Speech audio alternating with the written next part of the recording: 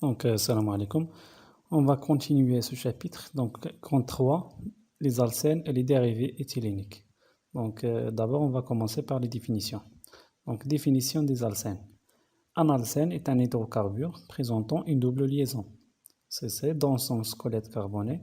Donc, c'est un hydrocarbure insaturé parce qu'il possède une double liaison.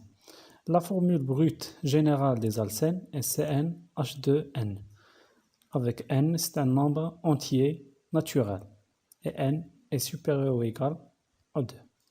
Et on appelle dérivée éthylénique toute composée organique dont la molécule présente au moins une double liaison.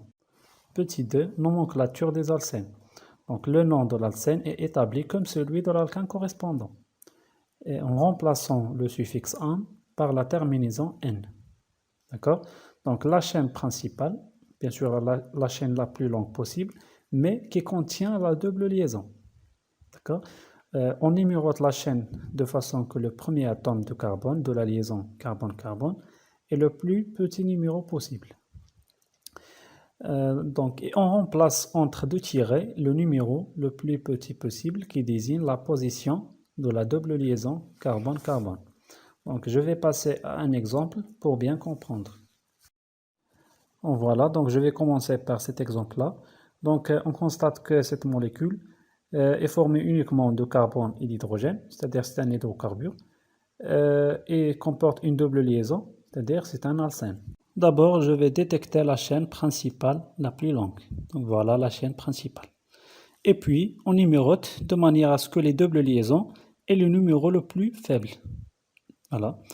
Et puis, on compte le nombre de carbone de cette chaîne. Donc, on a 1, 2, 3, 4. Donc, sera but. Donc, je vais écrire but. Et entre deux tirets, l'indice du carbone qui porte la double liaison. Donc, c'est 1. Donc, je vais écrire 1. Et je vais écrire la terminaison n. Donc, le nom de cet alcène, c'est but 1n. Donc, maintenant, on passe à la deuxième exemple. Donc, de la même manière, je vais déterminer la chaîne principale. Donc, voilà la chaîne principale. Donc, on numérote les carbones de cette chaîne. Donc, voilà. Et on compte le nombre du carbone. Donc, voilà. Donc, on a 1, 2, 3, 4. Donc, ce sera but. Donc, je vais écrire but. Et entre deux tirets, l'indice du carbone qui porte la double liaison. Donc, c'est 2. Donc, 2. Et je vais écrire la terminaison n. Donc, le nom c'est but de n.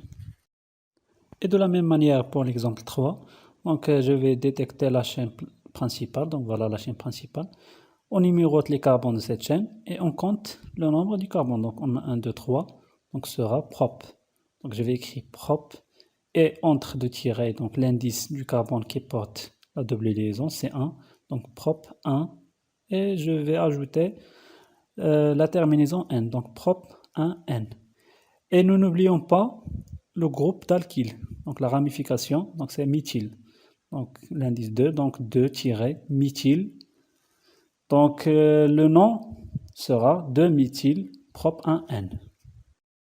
Et de même manière, dans ce cas-là, je vais déterminer la chaîne principale. Donc, voilà la chaîne principale. Donc, on numérote les carbones et on compte le nombre de ce carbone. Donc, 1, 2, 3, 4. Donc, sera but. Donc, je vais écrire but. Et entre deux tirets, l'indice du carbone qui porte la double liaison. Donc, c'est 1. Donc, but 1. Et je vais ajouter la terminaison n. Donc, but 1n. Et nous n'oublions pas la ramification. Donc, c'est méthyle. Donc, l'indice 3. Donc, 3, méthyle, but 1n. Et la même chose ici. Donc, on a 1, 2, 3, 4, 5. Donc, ce sera pent.